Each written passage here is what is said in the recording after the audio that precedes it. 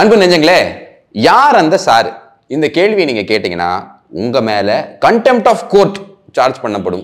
அதாவது நீதிமன்ற அவமதிப்பு வழக்கு வரலாம், பார்த்துக்கங்க. அன்பு தமிழ் நெஞ்சங்களுக்கு வணக்கம்.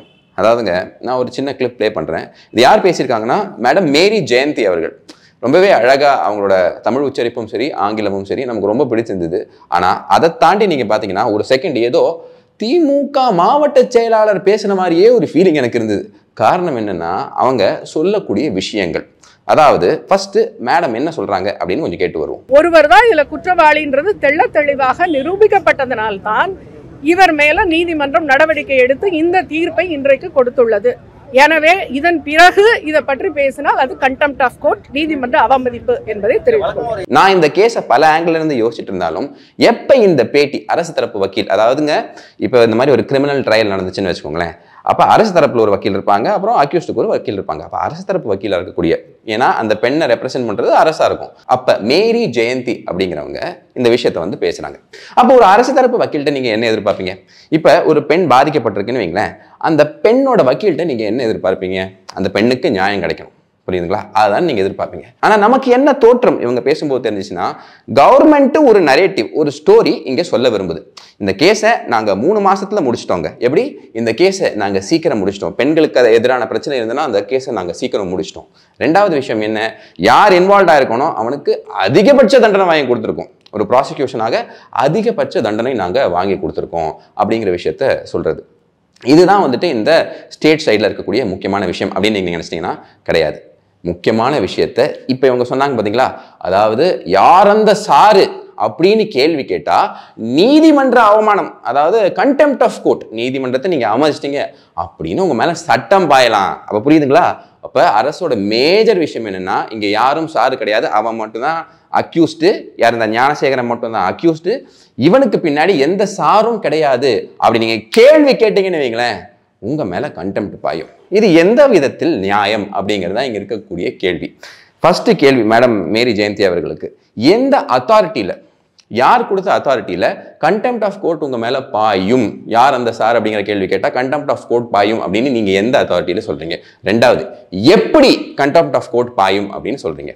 கண்டெம்ப்ட் ஆஃப் கோர்ட்னா என்ன அப்படின்னு முதல்ல மக்கள் புரிஞ்சுக்கோங்க. அதாவதுங்க, நீதிமன்றத்தை அவமதிக்கும் விதமாக நீதிமன்றத்தில் இருக்கக்கூடிய நீதிபதிகள் இருக்காங்க பார்த்தீங்களா, அவங்க சொல்லக்கூடிய அந்த தீர்ப்புகளுக்கு பின்னாடி ஒரு காரணம் இருக்கு. காசு வாங்கி பேசிட்டான், scandalising the character of the judge. அந்த ஜட்ஜை இழிவுபடுத்தி காசு வாங்கி ஒருதலை பட்சமாக செயல்பட்டு இந்த ஜட்ஜ்மெண்ட்டை கொடுத்துருக்கான் அப்படின்னு சொன்னீங்கன்னா அது கண்டெம்ப்ட் ஆஃப் கோர்ட். இல்ல இந்த நீதித்துறை இருக்கு பாத்தீங்களா, இந்த ஹைகோர்ட் இங்க வேலையே ஆகாது, இங்க இருக்கவங்க இப்படி அப்படி இருக்காங்க அப்படின்னு நீங்க சொன்னீங்கன்னா அது கண்டெம்ப்ட் ஆஃப் கோர்ட். ஆனா பப்ளிக்லி அவைலபிள் ஒரு ஜட்ஜ்மெண்ட் இருக்கு பாத்தீங்களா, அந்த ஜட்ஜ்மெண்ட்டை பத்தி உங்களுக்கு இருக்கக்கூடிய ஒப்பீனியன் நீங்க சொன்னீங்கன்னு வச்சுக்கோங்களேன், இது கண்டெம்ப்ட் ஆஃப் கோர்ட்டே கிடையாது. லாஜிக்கின் அடிப்படையில் ஒரு மனிதன் அடிப்படை உரிமை, fundamental right madam, fundamental right இருக்கக்கூடிய எந்த ஒரு சிட்டிசனும் யார் அந்த சார் அப்படிங்கிற கொஸ்டின் கேட்கலாம். இது நீதிமன்ற அவமதிப்பு ஆகவே ஆகாது. சரி, இங்க இருக்கக்கூடிய ஒரு விஷயம், பொதுமக்கள் புரிஞ்சுக்க வேண்டிய ஒரு விஷயம் என்ன அப்படின்னா, ஏன் இவங்க இந்த விஷயத்துல அப்படி ஸ்ட்ரெஸ் பண்றாங்க? ஏன்னா இந்த கேள்வி எழுது பாத்தீங்களா, இப்ப பல டீடைல்ஸ் வெளியே வந்திருக்கு. அதாவது கால் டேட்டா ரெக்கார்டு திரு அண்ணாமலை அவர்கள், பாஜகவோட முன்னாள் மாநில தலைவர் அண்ணன் அண்ணாமலை அவர்கள் வந்து சில டீடைல்ஸ் எல்லாம் விட்டுருக்காங்க. அதுக்குள்ள நம்ம வருவோம். ஆனா இந்த ஒரு சட்டத்துறையை சார்ந்த ஒருத்தவங்க, இந்த கவர்மெண்ட் என்ன பண்ணுது அப்படின்னா, making it a point that this is set. ஏன்னா யாருமே அந்த கேள்வி ஃபர்ஸ்ட் கேட்கல, இவங்களே சொல்றாங்க. என்ன சொல்றாங்கன்னா, அப்புறமா எல்லாருமே இந்த யாருந்த சார்னு பேசிக்கிட்டு இருக்காங்க. அதெல்லாம் இன்வெஸ்டிகேஷன் பாத்தீங்களா, இன்வெஸ்டிகேஷன் 100 கூட மாறாம சூப்பரா இன்வெஸ்டிகேஷன் பண்ணியிருக்காங்க அப்படின்னு அவங்க சொல்றாங்க. இதுல என்னன்னா அக்யூஸ்ட் தரப்பு இருக்காங்க பாத்தீங்களா, அவங்களும் என்ன சொல்றாங்கன்னா, ரொம்ப நல்ல ஜட்ஜ்மெண்ட் நாங்க வர வைக்கிறோம் அப்படின்னு. என்னையா நடக்குதுங்க இங்க? என்ன விஷயம்னா, இது எல்லாமே இன் கேமரா ப்ரொசீடிங்ஸ். பொதுமக்களே புரிஞ்சுக்கோங்க.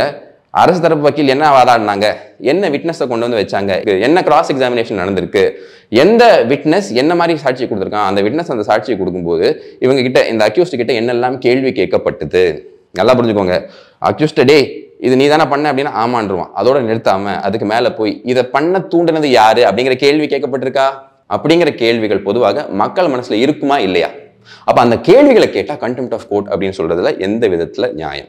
சோ இப்போ இந்த பர்டிகுலர் கேஸ்ல நீங்க என்கிட்ட கேட்டீங்கன்னா யார் அந்த சார் அப்படின்னு கேட்கலாம் அப்படின்னா, கண்டிப்பாக எல்லா குடிமக்களும் கேட்கலாம். இது கண்டெம்ட் ஆஃப் கோர்ட் ஆகாது. ஸோ இவங்க ஏதோ ஒரு பயத்துல பதட்டத்துல இந்த கேள்வி தொடரக்கூடாது, எலெக்ஷனை பாதிச்சிடக்கூடாது, நாங்க சீக்கிரமா ஜட்ஜ்மெண்ட் கொடுத்துட்டோம், இவன் மட்டும் தான் பாதிக்கப்பட்டிருக்கான் அப்படிங்கிற கவர்மெண்ட் சைட் நரேட்டிவை இங்க ஒரு ஜுடிஷியல் பிளேக்குள்ள கொண்டு வந்திருக்காங்களோ அப்படிங்கிறதான் கேள்வி. மறுபடியும் சொல்றேன், நீதிமன்றத்தை நாங்க எங்கேயுமே அவமதிக்கல. நல்லா புரிஞ்சுக்கோங்க, எத்தனையோ ஜட்ஜ்மெண்ட்ஸ் ஹைகோர்ட் கொடுத்த ஜட்ஜ்மெண்ட்டை சுப்ரீம் கோர்ட் ஓவர் டர்ன் பண்ணியிருக்கு. சுப்ரீம் கோர்ட் கொடுத்த ஜட்ஜ்மெண்ட்டே இன்னொரு லார்ஜர் பெஞ்சில் அவங்க ஓவர் கம் பண்ணியிருக்காங்க. அப்போ அங்கே மாற்று கருத்து தெரிவிக்கிறவங்க எல்லாம் எல்லாமே வந்து கண்டெம்ட் கீழே போவாங்களா? இந்த கேள்விக்கு பதில் சொல்லுங்க. ஸோ கண்டெம்ட் ஆயிடும் அப்படின்னு உங்களோட இந்த பூச்சாண்டி கார்டரில் தயவு செய்து நீங்கள் யாரும் பயந்துக்க வேண்டாம் அப்படிங்கிறது நம்மளோட ஒரு தாழ்மையான ஒரு அபிப்பிராயம். ஸோ இந்த இடத்துல திரு அண்ணாமலை அவர்கள் பேசக்கூடிய சில முக்கியமான விஷயங்களை பார்ப்போம். குழந்தைக்கு பாதிக்கப்பட்ட சகோதரிக்கு அந்த கண்ணீர் துளிக்கு நியாயம் கிடைக்குமானா எப்பவுமே கிடைக்காது. பட் இருந்தும் அரசு அந்த வேலையை செஞ்சிருக்கு. ஆனா அரசு அந்த வேலையை முழுசா செஞ்சிருக்கா அப்படிங்கறத முதல்ல இருந்து கேட்கிறோம். நான் இதுல மெயினான சில விஷயங்கள்லாம் கேட்கப்பட்டிருக்கு. என்ன கேட்கப்பட்டிருக்கு அப்படின்னா, இந்த டைம்ல அந்த குறிப்பிட்ட அந்த குற்ற சம்பவம் நடந்திருக்கக்கூடிய அந்த நேரத்துல ஏரோப்ளேன் மோட்ல இருக்கு. ஓகே, ஃபாரன்சிக் எவிடன்ஸ்ல இது தெரிய வந்திருக்கு. ஆனா அதுக்கப்புறம் போன கால்ஸ் யாருக்கெல்லாம் போயிருக்கு, இமீடியட்டா இந்த மாதிரி ஒரு குற்றச்செயல் பண்ண உடனே இவருக்கு பேசியிருக்காங்க. அப்ப இவர்கிட்ட பேசினால இவர் குற்றவாளின்னு சொல்ல வரல, பட் இந்த ஆங்கிள் எக்ஸ்ப்ளோர் பண்ணப்பட்டிருக்கா அப்படிங்கிற கேள்வியை திரு அண்ணாமலை அவர்கள் எழுப்புறாரு. என்ன சொல்றாரு, திமுகவில் இருக்கக்கூடிய ஒரு முக்கிய பிரமுகர், அந்த கூட்டூர்புரத்தில் இருக்கக்கூடிய ஒரு முக்கிய பிரமுகர், அதே மாதிரி அங்க இருக்கக்கூடிய ஒரு போலீஸ் ஆஃபீஸர், இவங்களுக்கெல்லாம் போன் போயிருக்கு சார், அப்புறம் அவரும் வந்து வேற ஒரு மினிஸ்டர் கிட்ட பேசியிருக்காரு சார் அப்படிங்கிற விஷயத்த கால் டேட்டா ரெக்கார்ட். இது வந்து கால் டேட்டா ரெக்கார்ட்லாம் சாதாரண ஆட்கள் எடுக்க முடியாது. திரு அண்ணாமலை அவர்கள் அவர் இருந்த பொசிஷனுக்கும் அவர் இருந்த அந்த நேரத்தில் இருக்கக்கூடிய அந்த ஒரு இன்ஃப்ளூயன்ஸ்ல அவருக்கு இது கிடைச்சிருக்கு. அதையும் எதுக்கு யூஸ் பண்ணியிருக்காங்கன்னா, ஒரு பப்ளிக் காசுக்கு யூஸ் பண்ணியிருக்காங்க. ஸோ இந்த டீட்டெயில்ஸ் எல்லாம் கையில் இருக்கு. உடனே பல பேர் கேள்வி கேட்பாங்க, அப்போ உடனே அதை ரிலீஸ் பண்ண வேண்டியதானு. அதாவதுங்க, இந்த ஸ்டேட் இன்வெஸ்டிகேஷன் எப்படி போகுது, காரணம் என்னன்னா எஸ்ஐடி. ஸோ இந்த சிடிஆருங்கிறது அண்ணாமலையால எடுக்க முடியுதுன்னா இன்வெஸ்டிகேஷன் டீம்னால எடுக்க முடியாதா? ஸோ எஸ்ஐடி ஒன்று போட்டிருக்காங்க, ஸ்பெஷல் இன்வெஸ்டிகேஷன் டீம் ஒன்று போட்டிருக்காங்க. அதுக்கப்புறமா சார்ஜஸ் ஃப்ரேம் பண்ணி நீதிமன்றத்துக்கு மகிழா கோர்ட்டுக்கு கொண்டு போயிருக்காங்க. மகிழா கோர்ட்டு மேலே நல்லா ஞாபகம் வச்சுக்கோங்க, ஹை கோர்ட் இருக்கு, சுப்ரீம் கோர்ட் இருக்கு, அதெல்லாம் ஒரு பக்கம் இருக்கட்டும். ஆனால் அந்த மகிழா கோர்ட்டுக்கு கொண்டு போயிருக்காங்க. ஸோ அங்கே ட்ரையல் எப்படி நடந்திருக்கு, ஜட்மெண்ட் எப்படி வந்திருக்கு அப்படின்னு பார்த்து கொடுக்கலாங்கிறது அவரோட ஒப்பீனியன். இதை நீங்கள் கிரிட்டிசைஸ் பண்ணாதும் உங்களோட ஒப்பீனியன். பட் நான் லார்ஜர் இஷ்யூக்கு வர விரும்புகிறேன். இவங்க என்ன பண்றாங்க, இது எல்லாத்தையும் கொண்டு போய் அண்ணாமலையை முன்னாடி சொல்ல அப்படிங்கிற விஷயத்த பேசுறாங்களே தவிர, ஆனா அவர் எழுப்பி இருக்கக்கூடிய வேலிடான கொஸ்டின், இத்தனை பேருக்கு ஃபோன் பண்ணியிருக்கான், ஏன் இவ்வளோ சீக்கிரமா ரிலீஸ் பண்ணீங்க? ஒரு நாளைக்கு, அதாவது 23ஆம் தேதி இந்த சம்பவம் நடக்குது அப்படின்னா அவனை எதுக்கு நீங்க ரிலீஸ் பண்றீங்க? அப்ப போய் எவிடன்ஸ் அழிக்கிறதுக்கா? இந்த என்டையர் கேஸ்ல பாத்தீங்க அப்படின்னா பல செக்ஷன்ஸ் இப்போ பிஎன்எஸ் செக்ஷன்ஸா மாறிடுச்சு. இப்போ அதுல எப்படின்னா டெஸ்ட்ராயிங் எவிடன்ஸை இவன் வந்து அழிக்க முயற்சி பண்ணா அப்படிங்கிற குற்றச்சாட்டும் அந்த ஆள் மேல இருக்கு. ஸோ இது வந்து பார்த்தீங்க அப்படின்னா ஒரு ட்ரிக்கான விஷயம். அப்போ எவிடன்ஸை அழிக்க முயற்சி பண்ணாரா இல்லையா அப்படிங்கிற கேள்விகள் இங்கெல்லாம் கேட்கப்படும். இப்போ நல்லா புரிஞ்சுக்கோங்க, இது எதுவுமே உங்களால் முழுசாக புரிஞ்சுக்க முடியாது. ஏன்னா இது வந்து ஒரு பெண் பாலியல் சம்பந்தப்பட்ட ஒரு விஷயம். அதனால சுப்ரீம் கோர்ட்டோட ஜட்மெண்ட்டும் இருக்குது, ஹைகோர்ட்டோட ஜட்மெண்ட்டும் இருக்குது. அவங்களோட ஐடென்டிட்டி பாதிக்கக்கூடாது, ஏன்னா சென்சிட்டிவான கேஸ் இது. ஸோ அதனால் பாதிக்கக்கூடாது அப்படிங்கிறனால இந்த விஷயங்கள்லாம் வெளியே வராது. ஆனால் இந்த கேள்விகள் எல்லாம் பதில் சொல்லப்பட்டிருக்கா இல்லையா அப்படிங்கிறது ஒரு கேள்வியை வைக்கணுமா கூடாதா? சரி, இப்போ இந்த கேஸ் இங்கே முடிஞ்சிருச்சுன்னு வைங்க, இதோட இது முடிஞ்சிருச்சா? இன்கம்ப்ளீட் ஜஸ்டிஸ் அப்படிங்கிற ஒரு விஷயம் இருக்குது.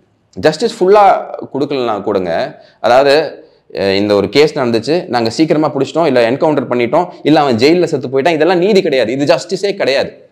இந்த மாதிரி ஒரு சமூக அநீதி நடந்திருக்கு. அப்போ இதில் கொடுக்கக்கூடிய தண்டனை நாளைக்கு வேற யாரும் இந்த விஷயத்த பண்ணிடக்கூடாது அப்படிங்கிறதுக்கு ஒரு ரிஸ்ட்ரெயின்ட் மாதிரி இருக்கணும். அது ஒரு டிட்டரண்ட் மாதிரி இருக்கணும். அந்த டிட்டரண்ட் எஃபெக்ட் இந்த ஜட்மெண்ட் கொண்டு வருதா அப்படிங்கிறதான் ஒரு கேள்வியாக இருக்கும், இந்த ஜட்மெண்ட் கம்ப்ளீட்டாக இல்லை என்றால். அப்போ இந்த ஆங்கிளும் பார்க்கப்படணும் அப்படின்னு சொல்லிட்டு ஒரு சாதாரணமான ஒரு குடிமகனாகவும் ஒரு அரசியல்வாதியாகவும் ஒரு அரசியலில் பயணிக்கக்கூடிய ஒரு நபராகவும் இந்த கேள்வி கேட்டால் எப்படி இது கண்டெம்ட் ஆகும்? ஸோ இந்த ஆங்கிள்லாம் இன்ஸ்பெக்ட் பண்ணணும் அப்படிங்கிறத இங்கே சொல்லப்பட்டிருக்கு. ஸோ இந்த இடத்துல பார்த்தீங்க அப்படின்னா ஸ்டாச்சுட்டரி ரைட் ஆஃப் அப்பீல்னு சொல்லுவாங்க.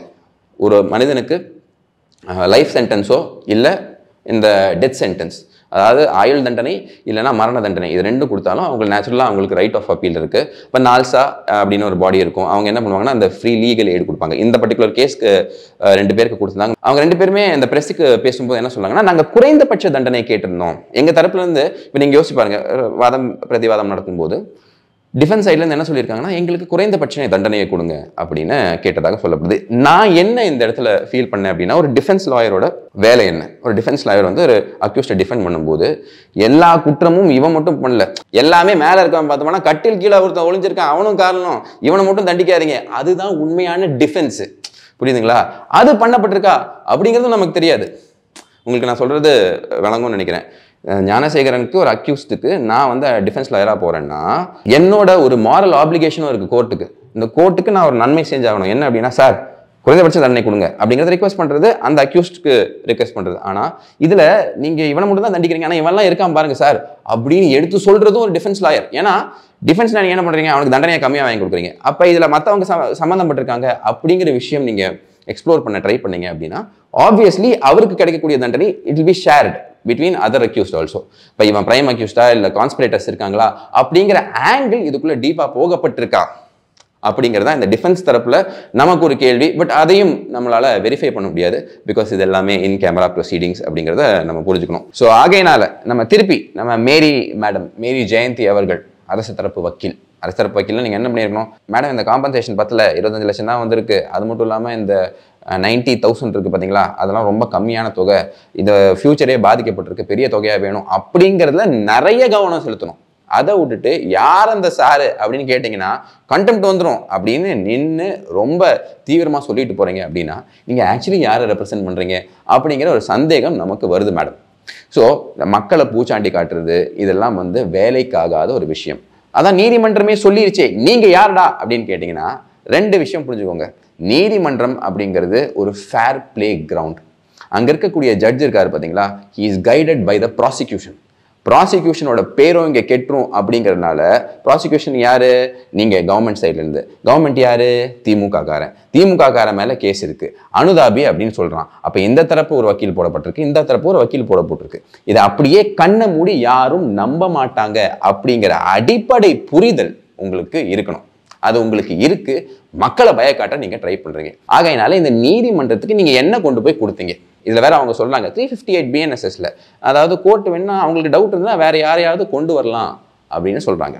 இங்கெல்லாம் கொஞ்சம் சட்ட நுணுக்கங்களை நம்ம பொதுமக்களாக நாம புரிஞ்சுக்கணும். கோர்ட்டுக்கு இது ஒரு டிஸ்கிரிஷன், அது வேணும்னா அப்படி பண்ணலாம். ஆனால் இந்த ஒரு லோவர் கோர்ட் நல்லா புரிஞ்சுக்கோங்க, நம்ம அரசாங்கத்தில் லோவர் ஜுடிஷியரி இருக்குது, அப்புறம் கான்ஸ்டியூஷனல் கோர்ட்ஸ் இருக்குது, ஹை கோர்ட்ஸ் இருக்குது, சுப்ரீம் கோர்ட் இருக்குது. லோவர் ஜுடிஷியரி கொடுக்கக்கூடிய எல்லா தீர்ப்பும் அப்படியே ஏற்றுக்கொள்ளப்பட வேண்டும் அப்படின்னு எதுவுமே கிடையாது. நிறைய விஷயங்கள் ஓவர் டர்ன் பண்ணப்பட்டிருக்கு ஹை கோர்ட்லையும் சுப்ரீம் கோர்ட்லையும். அப்போ அந்த நேரத்தில் இதை யோசிச்சு ஒரு வக்கீல் அப்பீலுக்கு போயிருப்பான் பார்த்தீங்களா, அப்போ அவன்லாம் கண்டெம்ப்சுவஸ் ஆக்டாக பண்ணுறான் கிடையாது தானே. So this is our basic question. So ஆகையினால உங்களோட அஜெண்டாவை செட் பண்ணுறதுக்கு மக்களை இங்கே பயம் கொடுத்து நடக்காதீங்க. இந்த லோவர் கோர்ட்ஸ்ல எல்லாம் பார்த்தீங்கன்னா என்ன ஆகும்னா, பேசிக்கலி நான் இருக்கக்கூடிய விஷயம் சொல்கிறேன், இது பொதுவாக சொல்லக்கூடிய ஒரு கருத்து. லோவர் கோர்ட்ஸில் ஸ்ட்ரிக்ட் இன்டர்பிரிட்டேஷன் சொல்லுவாங்க. சட்டத்தை 2 விதமாக நீங்கள் இன்டர்பிரேட் பண்ணலாம். Strict interpretation, liberal interpretation. லிபரல் இன்டர்பிரிட்டேஷன்லாம் கான்ஸ்டியூஷனல் கோர்ட்ஸ் தான் எடுப்பாங்க. இந்த சட்டம் இப்படி பார்க்கப்படலாம் அப்படின்னு. இங்கெல்லாம் வெறும் எவிடன்ஸ் என்ன சொல்கிறாங்க, ப்ராசிக்யூட்டர் என்ன சொல்கிறாரு வச்சு முடிச்சிடலாம். ஸோ இங்கே பார்த்தீங்க அப்படின்னா இவங்க அந்த ப்ரொசீஜருக்கு அப்படியே ஸ்டிக் ஆன் பண்ணி ஒரு ஜட்மெண்ட்டை கொடுப்பாங்க. இந்த டிஸ்கிரிஷனை யூஸ் பண்ணியிருக்காங்களா இல்லையா, அது ஏன் யூஸ் பண்ணல அப்படிங்கிறதுக்கெல்லாம் நம்ம உள்ளே போக முடியாது. பட் அதற்காக வேண்டி அந்த ஒரு ஆப்ஷன் அவங்களுக்கு டிஸ்கிரிஷன் இருக்கு, அதை அவங்க எடுக்கல அப்படிங்கிறதுக்கு வேண்டி இந்த கேள்வி கேட்கக்கூடாது, கேட்டால் கண்டெம்ப்ட் ஆஃப் கோர்ட் ஆயிடும் அப்படிங்கிற ஒரு லிபரல் இன்டர்பிரிட்டேஷனை மேடம் எடுத்து இந்த மாதிரி நமக்கு சொல்லியிருக்கிறதுல நமக்கு எந்த விதமான ஈடுபாடும் கிடையாது. ஸோ ஆகையினால இந்த மாதிரி பூச்சாண்டி காட்டுறது, இந்த மாதிரி போட்டால் கேஸ் போட்டுருவோம் அப்படிங்கிறத சொல்றது சாதாரண பொதுமக்களே இப்பெல்லாம் ஏற்றுக்கிறது இல்லை. ஏன்னா பொதுமக்களுக்கு உண்மை தெரிய ஆரம்பிச்சிச்சு. ஸோ இந்த பர்டிகுலர் விஷயத்தில் ஒரு அரசியல் ரீதியாக இதை அணுக வேண்டாம் அப்படிங்கிறது என்னோட ஒரு எண்ணமாக இருந்தாலும் இதற்கு பின்னால் அரசியல் இல்லை அப்படின்னு சொல்றதுக்கு நமக்கு மனசு வரல. இதுக்கு வேண்டி கேஸ் போடுவீங்களா? கேஸ் போடுங்க, நீதித்துறையில் சந்திப்போம். வணக்கம், ஜெயஹிந்த்.